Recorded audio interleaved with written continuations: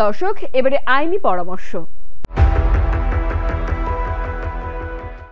আইন পরামর্শ বিভাগে এবারের বিষয় গণ উপদ্রব, অর্থাৎ কোনো ব্যক্তি বা দলের কার্যকলাপের কারণে সমাজের শান্তি ও স্বস্তি বিঘ্নিত হলে করণীয়।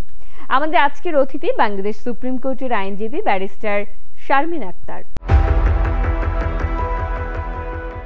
প্রথমে public nuisance is a legal term. যদি আমি জেনারেলি চিন্তা করি তাহলে পাবলিক নিউসেন্স হলো আমরা সাধারণত যে রাস্তাঘাট ইউজ করছি বা পাবলিক প্লেস, পার্ক হতে পারে, বাস স্ট্যান্ড হতে পারে, any places which are open to public, এমন কোনো কার্যকলাপ করা যা আপনার জনগণের একটা বিরাট অংশকে, মুষ্টিমেয় অংশকে তার স্বাভাবিক চলাফেরায় বা সুবিধা গ্রহণে, তার জীবন যাত্রায় হচ্ছে বাধা সৃষ্টি করবে বা তার নিরাপত্তায় হচ্ছে বাধা সৃষ্টি করবে।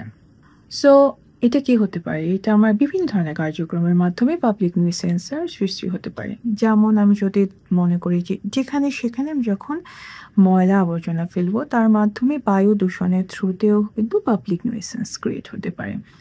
উচ্চ স্বরে যখন আমি কোনো মাইক বাজাবো, শব্দ দূষণ করব, তার মাধ্যমেও পাবলিক নিউসেন্স হতে পারে। রাস্তাঘাটের ফুটপাথ বেসিক্যালি হচ্ছে কি চলাচলের জন্য ব্যবহার করা হয়, হাঁটার জন্য ব্যবহার করা হয়। যখন আমি অবৈধ ব্যবস্থাপনা লাইক বিভিন্ন দোকানপাট বসাবো, that is also amounts to public nuisance. তারপর আপনি নদী দূষণ, পরিবেশ দূষণের মাধ্যমেও কিন্তু পাবলিক নিউসেন্সের সৃষ্টি করতে পারে। তাহলে এটার প্রতিকার কী হতে পারে? আমি যদি চিন্তা করি তাহলে পাবলিক নিউসেন্স, যেহেতু আমি বললাম it's a legal word, then there should be a legal remedy. What would be the remedy?